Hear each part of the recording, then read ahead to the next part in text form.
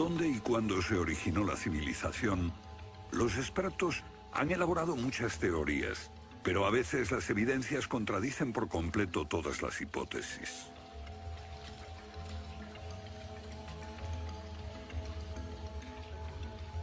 Bajo el suelo congelado de Siberia se han encontrado especies animales extinguidas por un repentino cataclismo global, como el mamut gigante. También se han descubierto mapas muy antiguos que muestran la Antártida siglos antes de que fuese descubierta. Este mapa tiene centenares de años y describe la auténtica configuración de la Tierra de la reina Maud, que está oculta bajo 1 kilómetro de hielos, y su configuración real no se conoció hasta 1949. Hace 100 años, un arqueólogo concluyó que la antigua ciudad de Tiahuanaco, en Bolivia, fue un observatorio estelar alineado con el Sol y las estrellas. Calculó que tendría 17.000 años. Su afirmación fue puesta en ridículo hasta hace poco tiempo. La única corrección que yo haría se debe a que ahora contamos con mejores mediciones, y sospecho que su antigüedad sería de unos 12.000 años. Tiahuanaco es la ciudad más antigua que conocemos en toda la Tierra.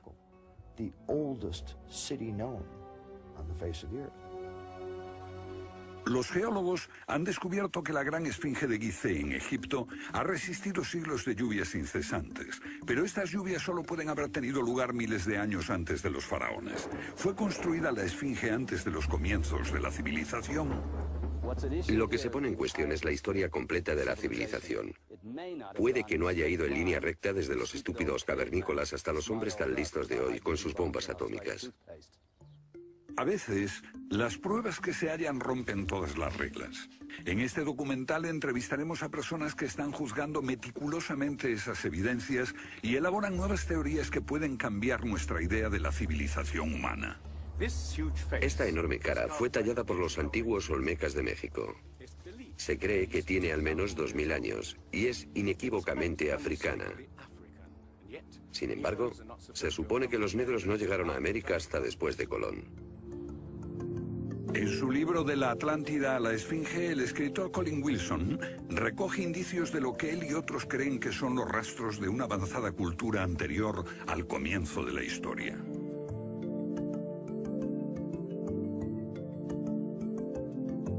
El filósofo griego Platón describió de manera precisa dicha civilización que, según le dijeron los sacerdotes egipcios, surcaban los mares miles de años antes, hasta que fue destruida por un terrible cataclismo.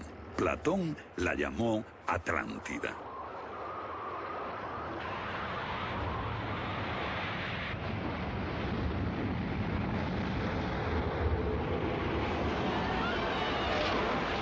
La Atlántida. Un terrible cataclismo. Sabemos de una catástrofe así por otro mito, el diluvio bíblico, Noé y su arca, un mito igualmente despreciado por los científicos.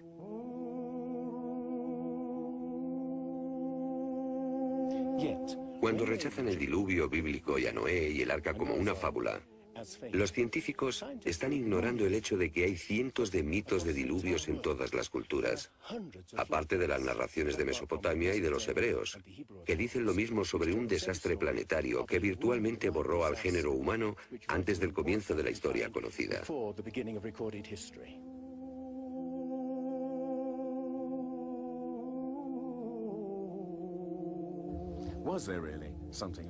¿Hubo realmente algo parecido a un diluvio? Y si así fue, ¿existió una civilización anterior a todas las otras? Digo una civilización, y no la Atlántida. Porque en cuanto se menciona la Atlántida, el científico exclama, «Oh, no», y deja de escucharnos. ¿Pero es neutral la ciencia? ¿Lo es realmente cuando afirma, limítese a los hechos como punto de partida? La ciencia ha tendido a centrarse más en teorías que en hechos. Una teoría surge para explicar unos hechos, pero otros se dejan de lado. Nuevas evidencias pueden cuestionar la teoría, pero con frecuencia también son ignoradas. Llamamos a estos hechos anomalías. Son evidencias que no encajan en la teoría. En su polémico libro Arqueología Prohibida, los científicos Thompson y Cremo muestran lo que ocurre cuando una evidencia contradice las teorías científicas. En los últimos 150 años, los arqueólogos y antropólogos han enterrado tantas evidencias como las que han desenterrado, literalmente. Básicamente estamos ante lo que llamamos un filtro del conocimiento. Este es un rasgo fundamental de la ciencia y de la naturaleza humana. La gente tiende a filtrar cosas que no convienen. Cuando los científicos ven que algo no se ajusta al paradigma aceptado, tienden a eliminarlo. No se enseña, no se discute, y la gente ni siquiera se entera de ello.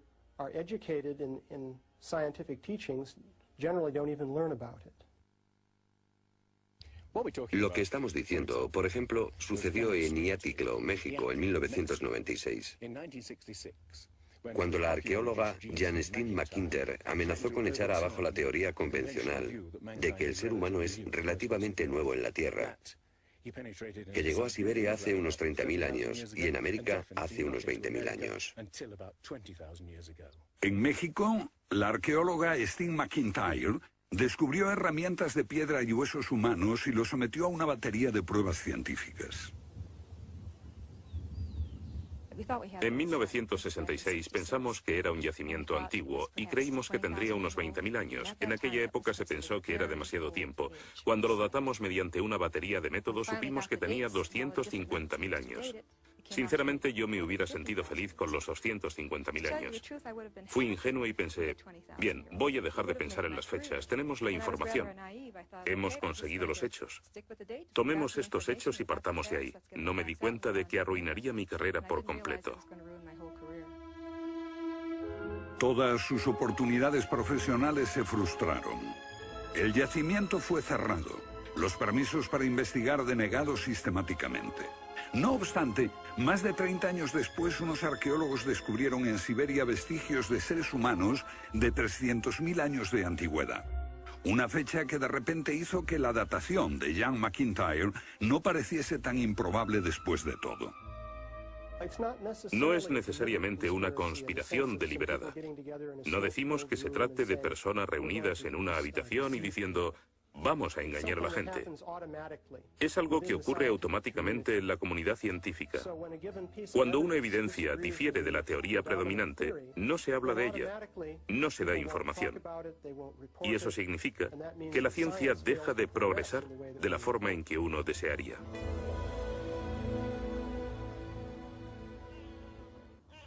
¿La ciencia está pasando por alto evidencias de un pasado que hemos olvidado? ¿Pueden ser ciertos los mitos que nos hablan de la existencia en este planeta de civilizaciones que desaparecieron miles de años antes de que comenzase la historia registrada? Una nueva clase de investigadores está estudiando las anomalías que la ciencia tiende a descartar. Se plantean preguntas que pueden cambiar nuestro concepto sobre la historia humana. La fortaleza inca de Sacsayhuamán, de edad indeterminable y construida por gente que carecía de metales duros o de cemento, que no conocían la polea, ni la rueda, ni la grúa. Solo miren esta piedra. He contado 11 ángulos. Debe pesar más que 200 coches juntos y revela la increíble habilidad de la gente que la hizo. Y también algo más. Una capacidad asombrosa para manipular objetos de este tamaño. ¿Cómo diablos las levantaban? Bolivia. Las misteriosas ruinas de Tiahuanaco. La misma habilidad manual, una capacidad de construcción que resulta inexplicable. Las piedras están perfectamente ensambladas. Intentemos insertar una aguja en cualquier punto de las junturas. La aguja no entra.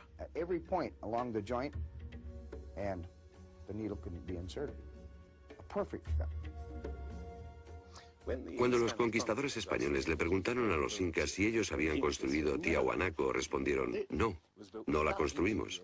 Se hizo miles de años antes de que viviéramos nosotros. La evidencia muestra que fue erigida por una civilización avanzada.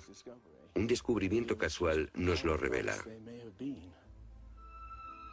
Los bloques de construcción de Tiahuanaco no están pegados con cemento. El que separa estas piedras descubre el inesperado brillo metálico que las mantiene unidas.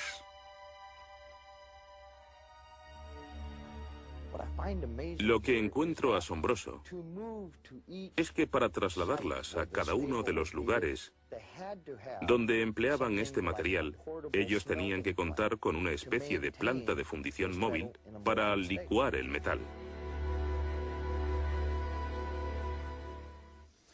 Y aquí hay un uso similar de tornillos metálicos y piedras finamente unidas, como esta en forma de L. Pero estamos en otro continente. África, Egipto, la tierra de las pirámides. Las 3 pirámides de Gizeh, una maravilla del mundo antiguo. Otro pueblo que no conocía la rueda, ni la polea, ni la grúa. ¿Cómo podían transportar bloques de 100 toneladas? Su tecnología no se puede explicar ni imitar. Soy ingeniero y puedo decirles que levantar bloques de este tamaño, de este peso, requiere una grúa especial. Una gente que carecía de tales grúas, o de una simple polea, o una rueda, empleando herramientas de cobre, ¿cómo pudieron hacerlo? Bobal cree que la Gran Pirámide de Gizeh era mucho más que una tumba y que revela un sorprendente nivel tecnológico. En su libro Guardián del Génesis, Robert Bobal y Graham Hancock enumeran muchas hazañas inexplicables. Chris Dunn, experto en perforaciones. Bueno, permítanme una pregunta. ¿Cómo cree que lo hicieron? El sarcófago de la Cámara del Rey. ¿Cómo lograron unos constructores primitivos que la superficie interior encajase con la superficie de la piedra del sarcófago al milímetro? Esta habilidad requiere profundos conocimientos de física. Es un misterio como la perforación misma. Primitivamente, la típica manera de hacerlo sería con una sierra de arco, un berbiquí. Introducirían la herramienta en la pieza usando arena o un diamante, pero pienso que eso supondría mucho tiempo, muchos años para hacerlo.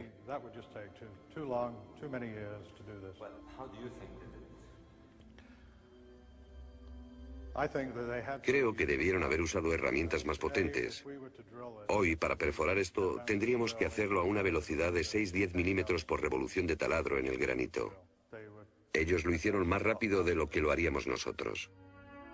Más rápido, investigadores como Chris Dunn se preguntan acerca del propósito de emplear este raro instrumento en un friso oculto. ¿Taladros superpotentes? Esto parece una conclusión precipitada. Los indicios de un taladro de alta velocidad se erigen en otro misterio sin resolver. Ahora miren esto. La increíble precisión de la mano de obra. La total suavidad de las paredes en esta supuesta tumba para bueyes sagrados. Y que implica un alto nivel de destreza. Por supuesto, eso podría explicarse en términos de cientos de obreros puliéndolas durante 10 años seguidos.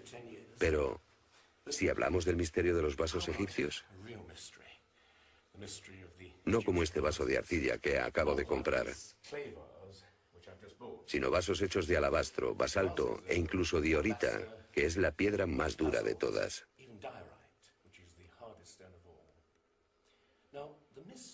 Es bastante fácil ver cómo se podría ahuecar taladrando directamente hacia adentro. Pero, ¿qué pasa con los ángulos? La tecnología moderna es incapaz de hacerlo. Sin embargo, los antiguos egipcios moldeaban miles de piezas.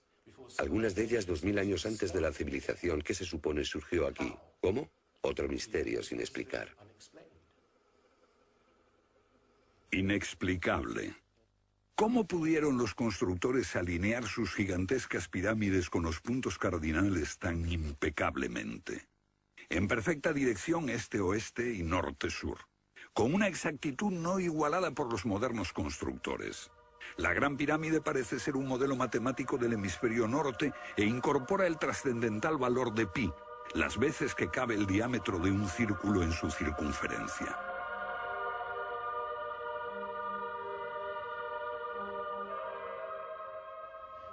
Está claro que lo que aquí tenemos es un avanzado sistema de matemáticas y tecnología, en un tiempo que no conocía su existencia. Para lograr estos resultados, los antiguos constructores tenían que usar un eclímetro de 52 grados. Cualquiera otro no valdría. Pero no solo los egipcios conocían el valor pi. Ese valor también está representado en la pendiente de esta pirámide y en el extraño ángulo que le dieron sus constructores, en Teotihuacán, México, el lugar que los indios llamaban Ciudad de los Dioses.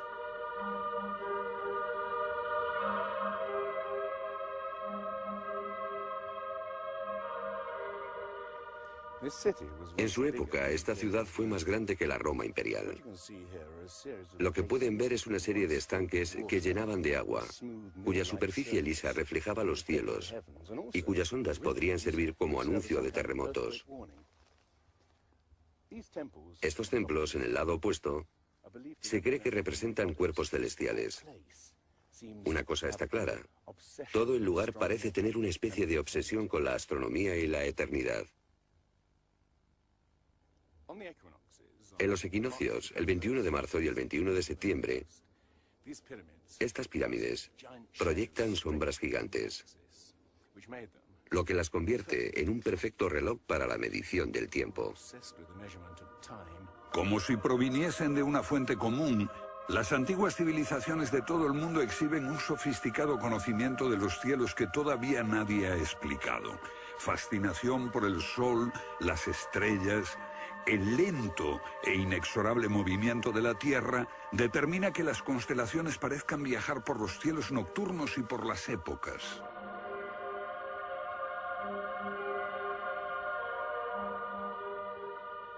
Según los estudiosos, los antiguos egipcios no tenían un gran conocimiento de la astronomía. Pero en el templo de Dendera hay muestras de su sofisticado conocimiento del cielo. Miren las constelaciones del zodíaco: Leo, Tauro, Piscis. Y aquí, la constelación de Orión. Bauval cree que la astronomía es la llave de muchos misterios de las pirámides. Los antiguos egipcios veían en la constelación de Orión a su dios Osiris, señor de los muertos y la vida ultraterrena. Bauval halló el reflejo de ese dios en las pirámides de Gizeh.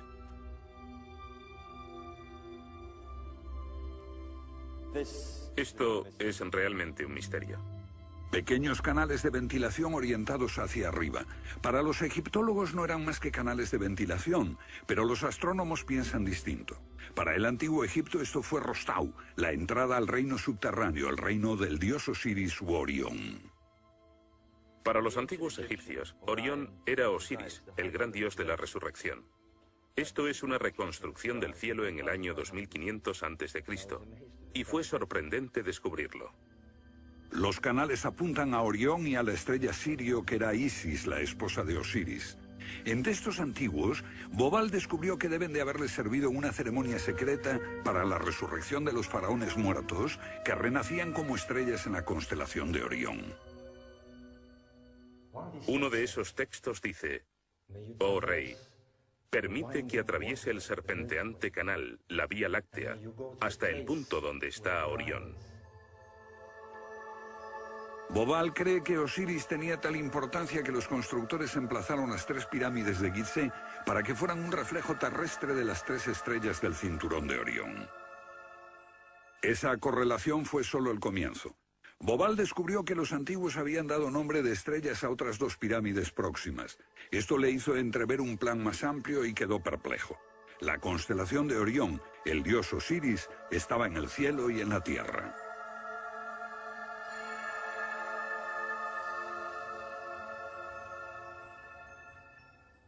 México, donde Teotihuacán presenta otro paralelo. Una leyenda la llama la ciudad de los dioses y sugiere que su propósito era convertir a los hombres en seres celestiales. Como ocurre en Egipto con las pirámides de Giza, los mitos hablan de la reencarnación en las estrellas. Ese es el secreto de Teotihuacán.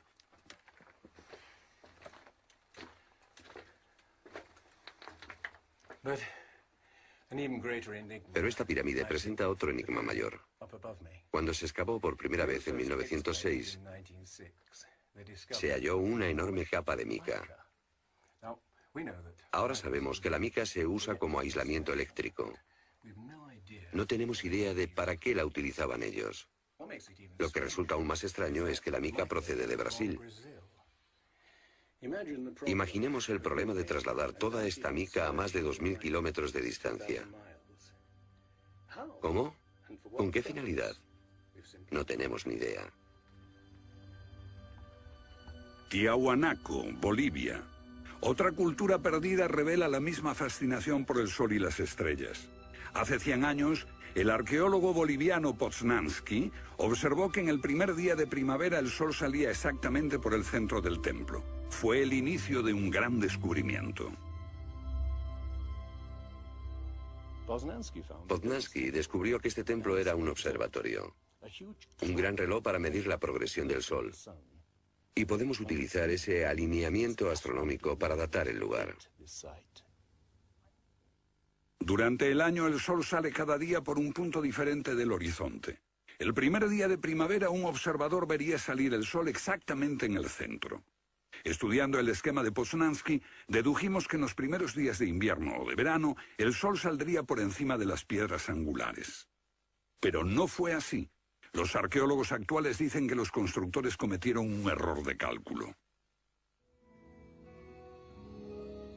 Después de observar la perfección con la que se construyó este sitio, con piedras de 100 toneladas, sugerir que los marcadores del solsticio están mal alineados me parece increíble. Neil Stide hizo una completa verificación de los cálculos de Poznański. Midiendo el ángulo de las piedras angulares y comparándolo con las posiciones actuales de salida del sol, Poznański calculó que Tiahuanaco fue construida hace 17.000 años. En ese tiempo, la inclinación del eje de la Tierra era ligeramente distinta de lo que es hoy en día y el sol habría salido directamente encima de las piedras angulares.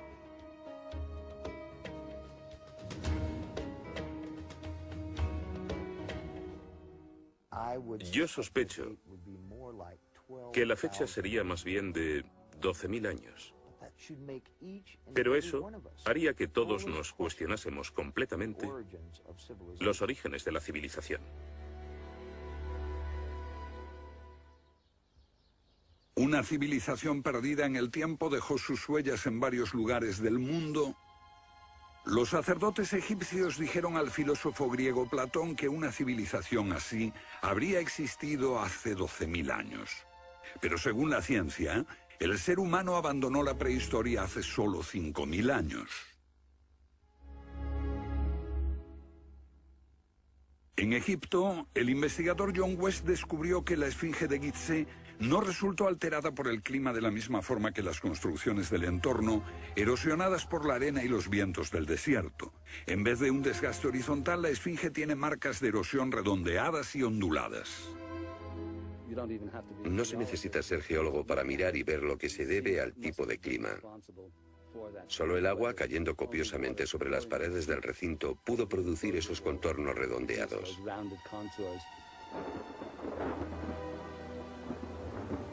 ¿Agua en el desierto del Sáhara? Ciertamente no en tiempos de los faraones. Para eso hay que trasladarse a finales de la era glaciar. Unos 10.500 años antes de Cristo, miles de años antes de que existiesen los faraones. ¿Pero por qué entonces la esfinge tiene cabeza de faraón?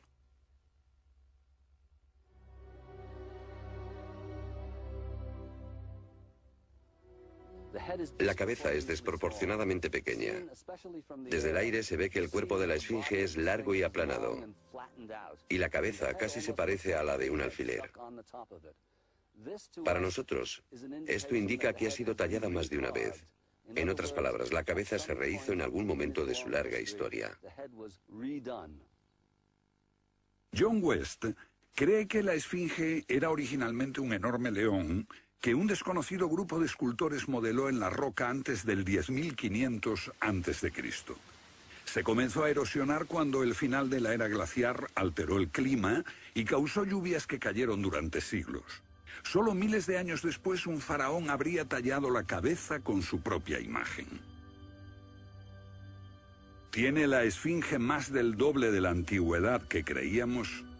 La teoría fue ridiculizada por los egiptólogos, pero los geólogos les respondieron que los hechos estaban allí. Más extraño aún, según Robert Bauval, la evidencia astronómica sugiere que las pirámides de Gizeh parecen revelar esa increíble antigüedad. La disposición de Gizeh coincidía misteriosamente con la posición de Orión en el año 10.500 a.C., cuando la esfinge miraba hacia Leo, su propia imagen en los cielos. La puesta de Orión en esa fecha distante se correspondía exactamente con las tres pequeñas pirámides, y existen muchos otros hechos difíciles de entender.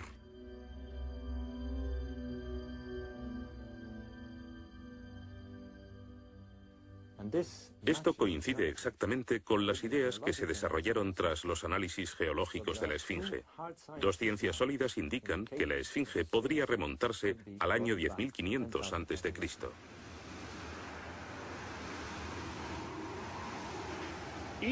Egipto sufrió unos cambios muy dramáticos a finales del período glaciar, especialmente en torno al 10.500 a.C., cuando unas impresionantes inundaciones cubrieron el terreno de aluvión y acabaron con el Valle del Nilo y con el delta en general.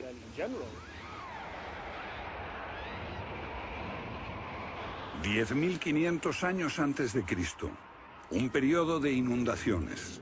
¿Pudieron los diseñadores de Gizeh remontarse a un tiempo tan distante? El tiempo de sus mitos dice que el dios Osiris y sus asistentes ascendieron del caos para traer los primeros frutos de la civilización. ¿De dónde vinieron?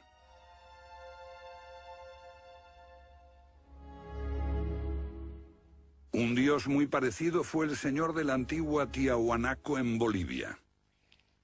Aquí, en esta misteriosa ciudad de Tiahuanaco, era el dios que ellos adoraban.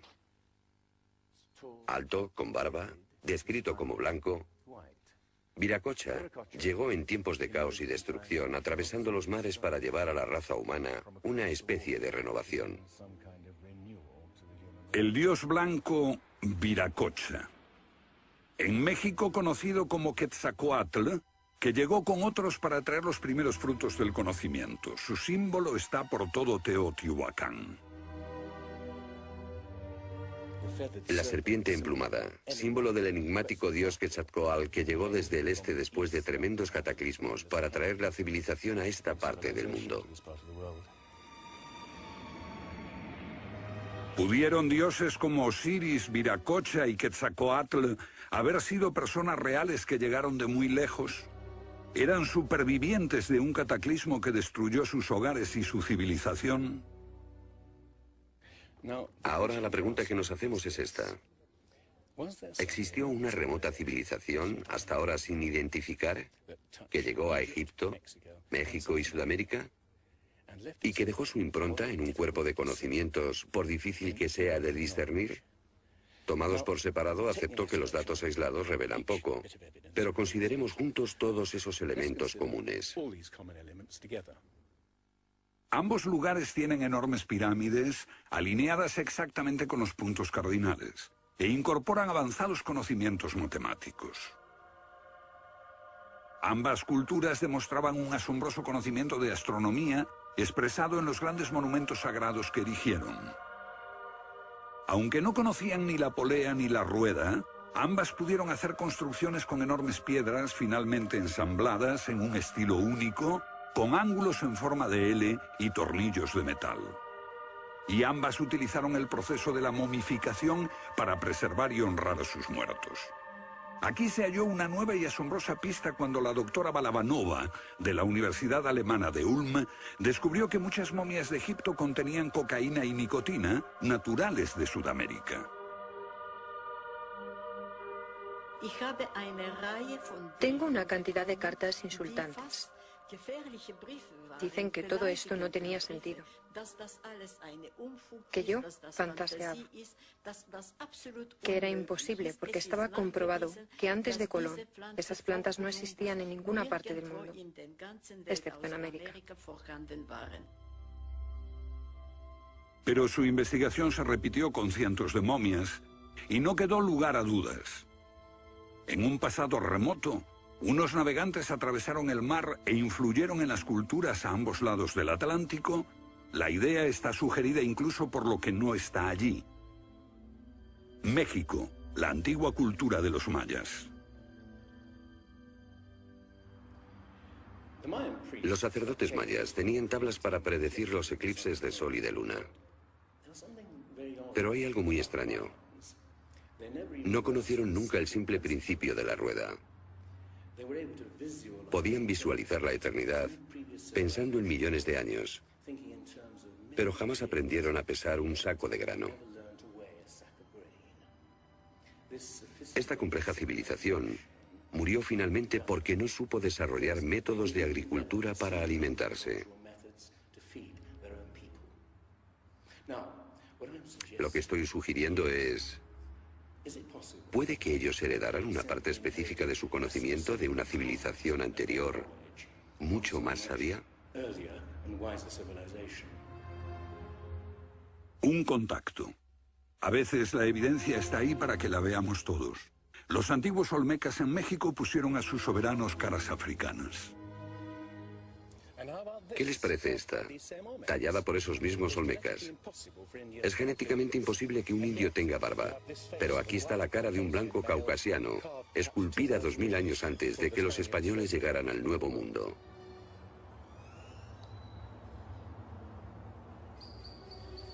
Caras de africanos y de caucasianos esculpidas muchos siglos antes de Colón. ¿De dónde vinieron? ¿Cómo llegaron aquí? ¿Cómo influyeron en la más antigua cultura de América Central, en la cultura madre de México? Lo que todos los arqueólogos saben es que de pronto se materializaron alrededor del 1500 a.C. Esta gente, cuya expresión característica era la de esculpir enormes caras de piedra, cabezas de caucasianos y africanos que parecen haber salido, no se sabe de dónde.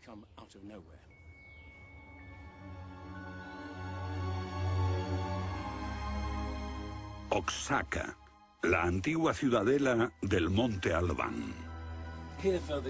Aquí, en el sur de México, está el último testimonio de esos misteriosos hombres. Porque estas figuras esculpidas en piedra parecen corresponder a muertos en combate. Desnudas, desamparadas, la mayoría castradas. Este puede reflejar el momento en que estos hombres desaparecieron de la historia.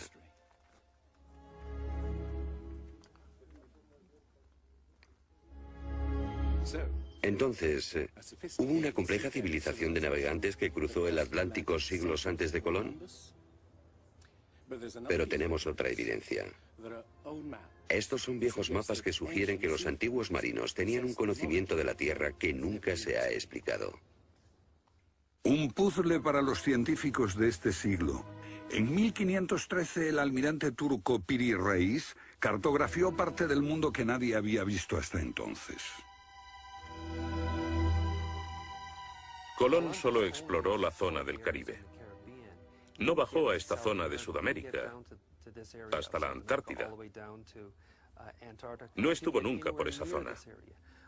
Pero estos mapas muestran todos estos detalles con gran precisión, antes de que cualquier explorador europeo llegase a esas regiones. Este mapa, de muchos siglos, describe la configuración real de la tierra de la reina Maud, que ahora está sepultada bajo 1 kilómetro de hielo. Y su forma precisa no se determinó hasta 1949. Inexplicable. Los cartógrafos han meditado mucho sobre la extraña proyección cartográfica utilizada en el mapa. Hallaron un parecido con el que utiliza un moderno submarino nuclear que hace mediciones del mundo mientras se aleja de un punto de referencia. En este caso, el centro está en Egipto. ¿Es ese el hogar de los antiguos cartógrafos? El mapa muestra exactamente esta parte del mundo, pero hay más. Para mí el aspecto más significativo del mapa de Piri Reis es que describe exactamente la longitud. Algo que los europeos no fueron capaces de hacer hasta el siglo XVIII. La longitud. Esa historia comenzó en estas playas en 1707, cuando la flota inglesa navegaba por el Mediterráneo hacia Inglaterra. En aquellos días era bastante fácil determinar a qué distancia estaba el norte o el sur, midiendo el ángulo que el Sol y las estrellas formaban con la superficie de la Tierra. Pero no había técnicas para determinar lo lejos que estaba el este o el oeste. ¿Longitud? El almirante Sir Clutley Safel se enfureció cuando un marinero del oeste del país le dijo que estaba alejándose unas 20 millas del este y era probable que la flota naufragase en la costa. Cuando sus oficiales le dijeron que el rumbo era correcto, mandó ahorcar al marinero por insubordinación. En sus últimos momentos debió haber deseado no haberlo hecho. Los barcos se habían hundido antes por millares.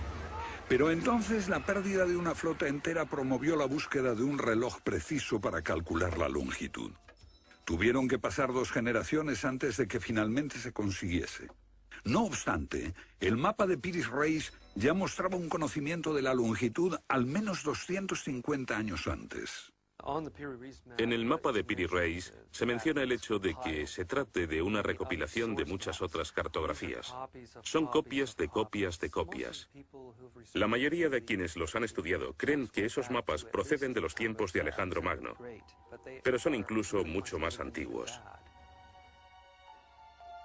Mapas del mundo confeccionados antes de que supiésemos navegar por los océanos. Técnicas de construcción inexplicables, un complejo conocimiento de las matemáticas y la astronomía.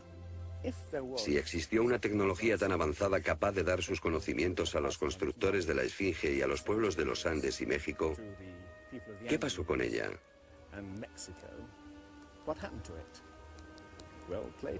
Platón dice que existió esa civilización avanzada tecnológicamente y capaz de surcar los océanos del mundo, la Atlántida, situada en una enorme isla-continente.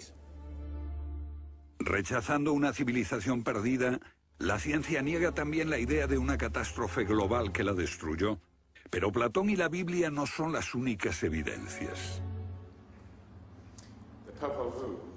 El Popol Vuh, libro sagrado de los mayas, habla de enormes marejadas e inundaciones que azotaron el mundo durante meses. Una lluvia fría y negra indescriptible y granizo. Los antiguos hablaban de tiempos de caos, de inundaciones y oscuridad de los cuales emergieron los dioses para dar forma a la tierra de Egipto.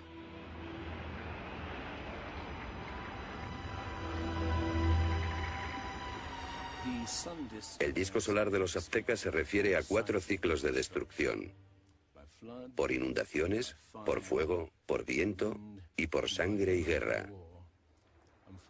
Y prevé el fin del mundo por un enorme cataclismo surgido de las entrañas de la tierra.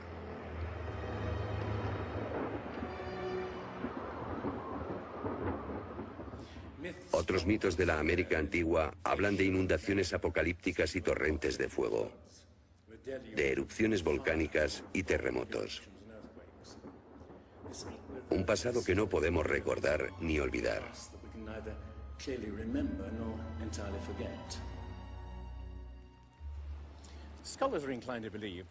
Los especialistas tienden a creer que el diluvio es una fantasía de los viejos poetas. Pero supongamos que los expertos se equivocan. Supongamos que una serie de terribles catástrofes naturales redujeron a nuestros ancestros a pequeños grupos que vivieron apartados y se esparcieron por todo el mundo. Lo que buscamos es una época que coincida perfectamente con los mitos, igual que el zapato encaja en el pie de Cenicienta. Una pista. La fosa de Alquitrán en La Brea, California. Una inmensa sepultura de millones de animales que hoy se ha convertido en atracción turística. Bajo la superficie está el campo de petróleo del lago Salado. El asfalto brota por las grietas y fisuras como un papel cazamoscas y atrapa a los animales. Y encontramos aquí una increíble colección de especies atrapadas en los últimos 40.000 años.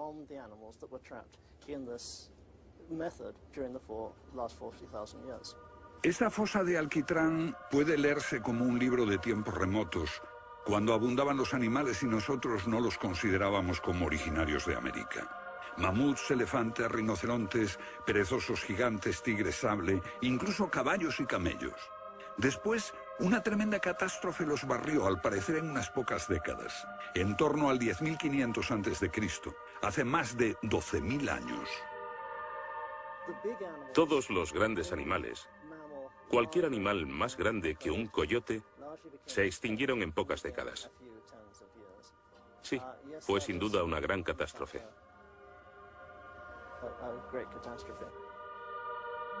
Un registro de la catástrofe. El fin de la era glaciar. En el 10.500 a.C., hace más de 12.000 años. Temperaturas que habían permanecido relativamente estables durante miles de años de pronto se elevaron. Un aumento de temperatura de más de 5 grados en un abrir y cerrar de ojos. Solo entre 3 a 10 años. Se trata del asombroso descubrimiento de unos científicos que perforaron la capa de hielo en Groenlandia para investigar los cambios en la atmósfera. El hielo de Groenlandia ha sido llamado por algunas personas la piedra roseta del clima, porque ver que el clima puede cambiar tan rápidamente es un enorme descubrimiento. Y este cambio ocurrió en un periodo de entre 3 años y una década. Hemos observado cambios espectaculares en la química de la Tierra. Y descubrimos que en un periodo en el que las placas de hielo estaban empezando a derretirse, es cuando tenemos más señales de sedimentos volcánicos y de mayor magnitud, mayores concentraciones que en cualquier otro periodo en los últimos 110.000 años.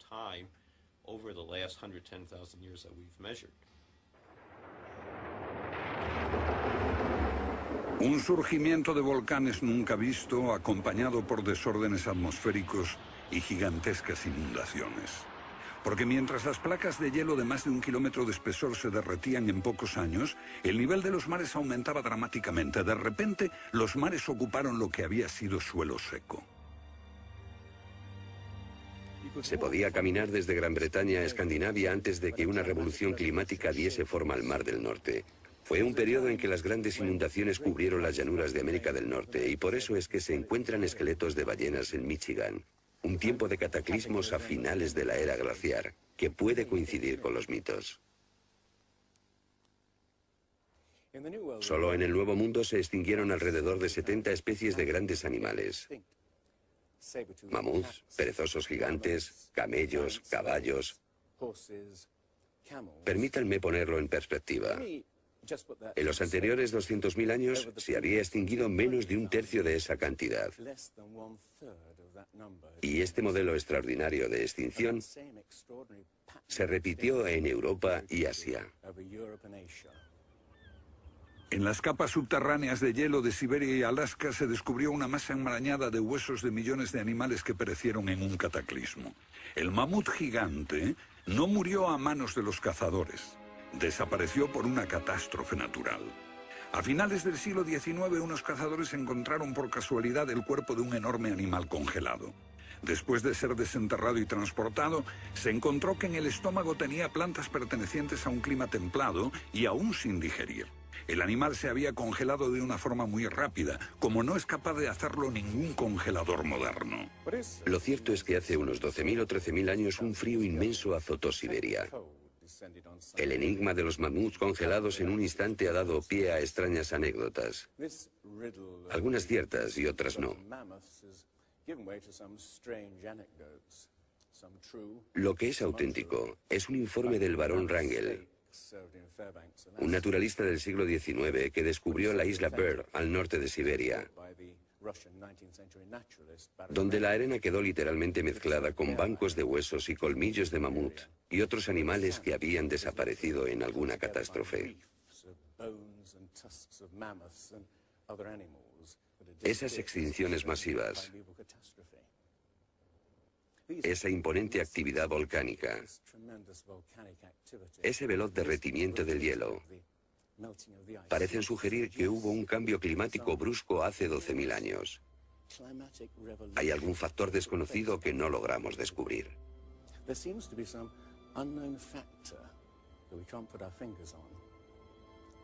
El fin de la era glaciar. ¿Qué provocó esa revolución? He aquí la gran cuestión. ¿Qué causó el cataclismo? Una de las mejores ideas la ha planteado Charles Hapgood. Él sugiere un desplazamiento repentino de la corteza terrestre. Toda la corteza de la Tierra es solo un tercio de un 1% de la masa terrestre. Como la piel de una naranja, si se suelta, se mueve. Más fina que una cáscara de huevo, la corteza de la Tierra queda apoyada en un interior líquido. La teoría imperante sobre la corteza terrestre es la de las placas tectónicas. Los continentes se separan lentamente durante cientos de millones de años, aunque la ciencia rechazó esa teoría durante más de medio siglo. Ahora niega también la idea de que la corteza pudo moverse en su conjunto y repentinamente. Pero un científico quedó hipnotizado por la idea. Se llamaba Albert Einstein.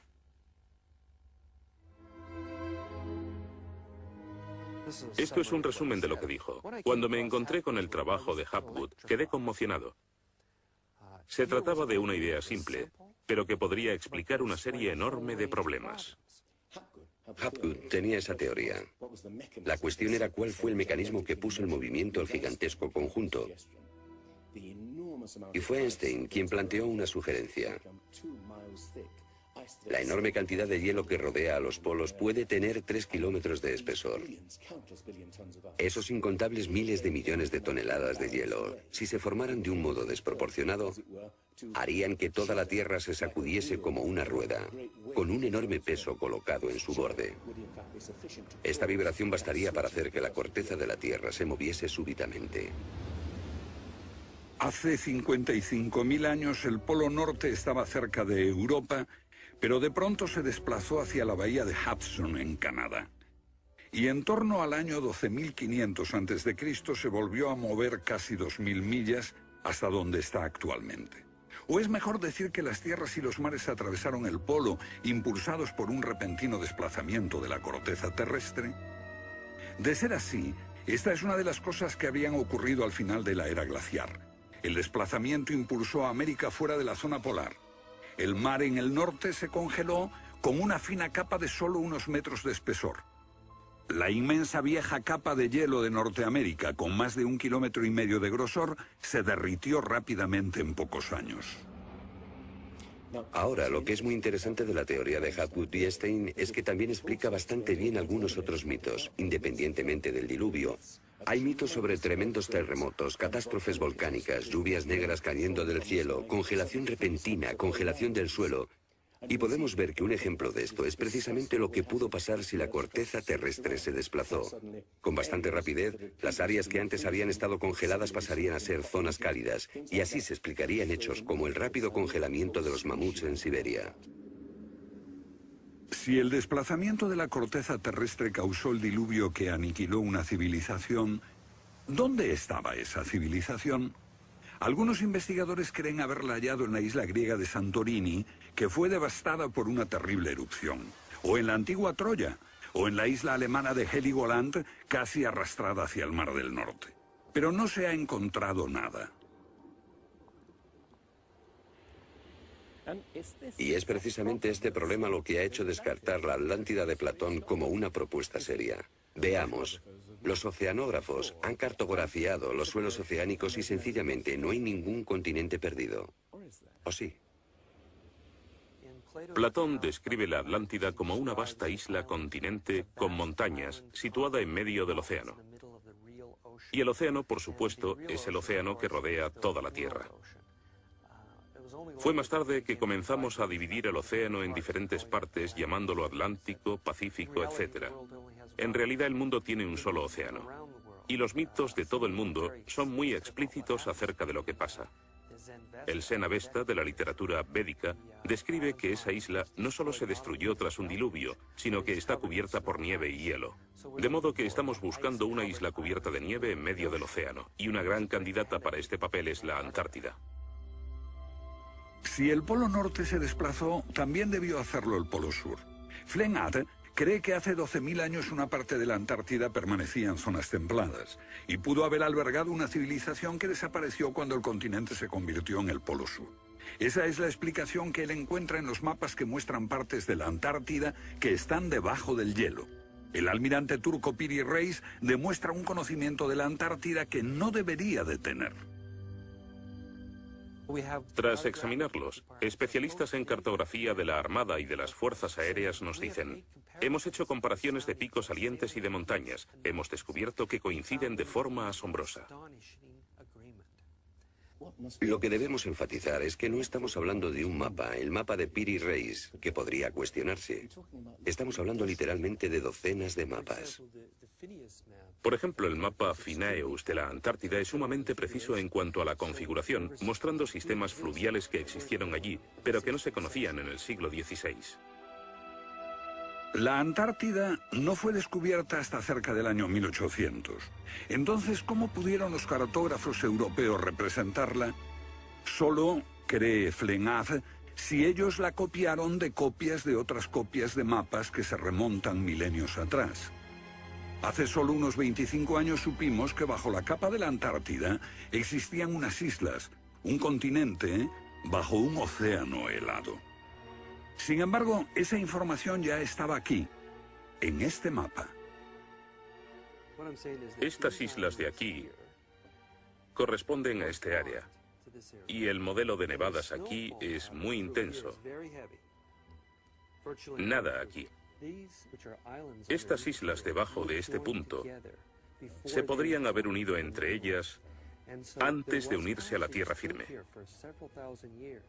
Así, lo que se describe aquí es algo que yo creo que verdaderamente ocurrió en torno al 8000 a.C. Puede que en el 6000 a.C. a lo sumo. No hay forma de saber cómo lo consiguieron, a menos que postulemos la existencia de una civilización con habilidades para la navegación y la confección de mapas que solo se reinventaron en nuestro tiempo.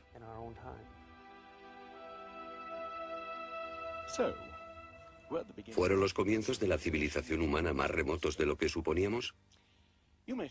Puede que uno sienta que muchos elementos de esta hipótesis suponen conjeturas extravagantes que, vistas por separado, pueden ser todas discutibles. Pero si juntamos esas piezas, como las piezas de un puzzle, se empieza a ver que surge un modelo.